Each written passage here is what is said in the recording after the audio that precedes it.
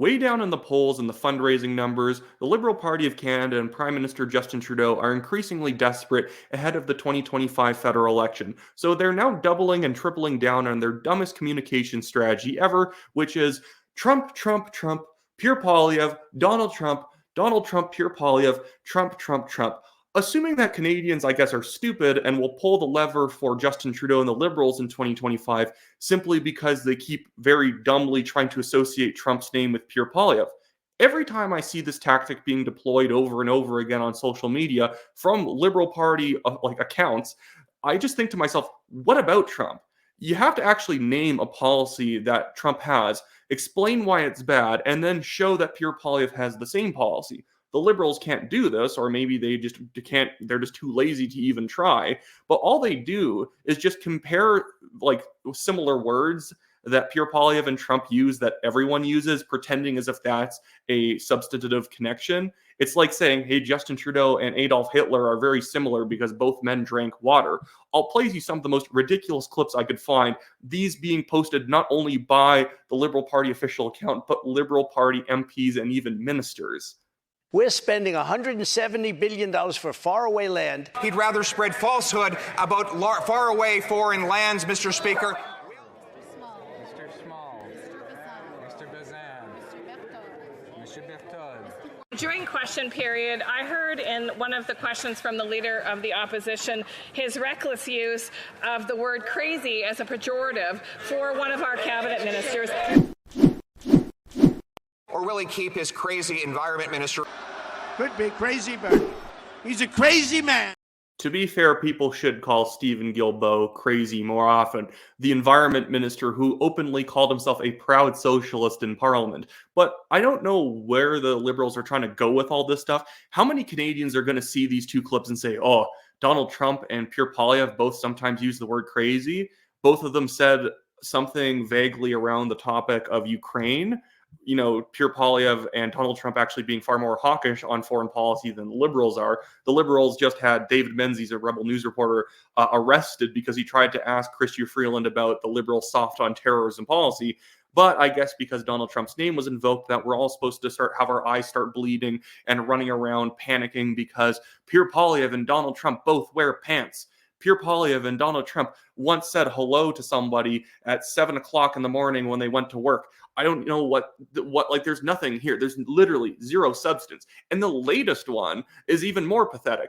So, you know how not all reporters always tell the truth, or sometimes they, twist the facts, or they're too aggressive, or they try and twist the words of a politician or spread misinformation, that thing that happens all the time. Well, Pierre Poilievre is like Donald Trump for even noticing it and calling it out. Because if Donald Trump has an issue with fake news, that means you're not allowed to have an issue with fake news. Justin Trudeau, Chrystia Freeland, all the Liberals, they can still have an issue with fake news. But if you're a conservative, you're no longer allowed to call out fake news, misinformation, and slanted questions by the media, because Donald Trump has done that in the past, whether rightfully or wrongfully. I don't know why this is a talking point by the Liberals, but this is all they got left because they're 14 points down in the polls in the latest ones that I've seen. You are attacking our news organization. Not you. Can you give us a chance? Your organization You are is attacking terrible. our news organization. Your organization Can you give us a terrible. chance Let's to go. ask a question? We have basically a liberal heckler who snuck in here today. These newspapers and the media are totally dishonest people, folks. Remember that. Contrary to the false and dishonest reporting of the liberal media. Yeah, I think the media is the opposition party in many ways. I think CP should stop acting as the communications arm of the PMO. You know, when I look at the media, how one-sided it is, how biased it is. Well, first of all, your question was typical of CBC, biased again. You see, Pierre Poilievre is a deeply nasty human being because he takes issue with media pitching very slanted questions at him, either trying to accuse him of being far right with nothing to back up the premise of the question, or because they basically just act as stenographers for the Liberals and come in to say, well, hey, the Liberal minister or Justin Trudeau said this, so why are you saying this, Pierre Poilievre? That's all the questions that Pierre Poilievre seems to get. It's always pushing the idea that somehow he's in the wrong because the Liberal government said this, so why are you opposing them? We have a very oddly pro-institution media that whoever is in charge of the institutions, if they say something, contradicting them is very vulgar and nasty. So they act like Pierre Poilievre is vulgar and nasty because he calls out the Bank of Canada for putting out bad information or for printing too much money and contributing to the massive amount of inflation in this country. He, goes after the environment minister and calls him crazy, and he, actually calls out media for lying or trying to smear him, and that's considered a nasty thing to do because you don't attack the media institutions, you do not attack government institutions. As a conservative opposition leader, your job, like Aaron O'Toole, is to lose with grace, not actually challenge anybody and make good reforms in government. You're just supposed to sit there, make minor complaints, and at the end of the day, bow out and let the Liberals win.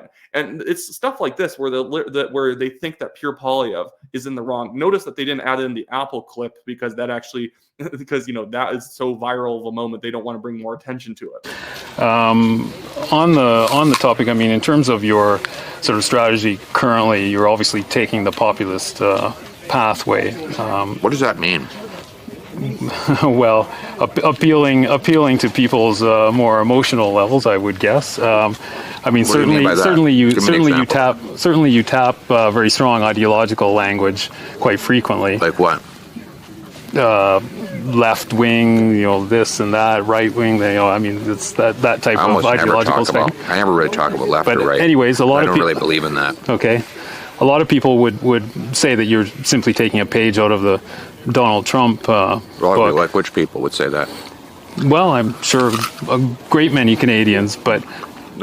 Well, apparently only the communications team in the Liberal Party of Canada actually says those things. And isn't it telling when someone is actually pressed with a substantive page that Pierre Poilievre takes out of Donald Trump's playbook? The only thing we can ever get out of people is either ums and ahs like that reporter, or we get people like the Liberal Party of Canada basically saying Donald Trump and Pierre Poilievre both said the word crazy in their lives, ergo, I don't know. They're both trying to destroy Canada and America or something like that. I don't get it. Anyways, that should be it for me today. My usual fundraising link is in the description of the video below. It's a Give, Send, Go link. I'm being sued, myself and the National Telegraph being sued by a billionaire. It's completely frivolous lawsuit based on us printing things that had been known about the person for years before and were not at all false. But he's just trying to go after us, assuming that we could not pay for the lawsuit and that he can dig a false apology out of us to pretend like everything ever said about him has actually proven to be untrue. It's just bullying behavior. And then also I'm running for the Calgary Signal Hill Conservative Party nomination. So if you live in Calgary Signal Hill, or if you live in the west side of Calgary, check which riding you live in, because if you live in Calgary Signal Hill, buy a membership and vote for me number 1 on your ballot. We need real conservatives in a new conservative government. Too many red Tories will mean that there's going to be a lot of people sitting around the government pumping the brakes whenever substantial reform is going to be made. We can't improve Canada with too many O'Toole types sitting around the party. So if there's a nomination in your riding, even if it's not Signal Hill, check who the candidates are and make sure you get a pro-reform MP in your riding. Anyways, that should be it for me today. I hope everyone has a great rest of their evening.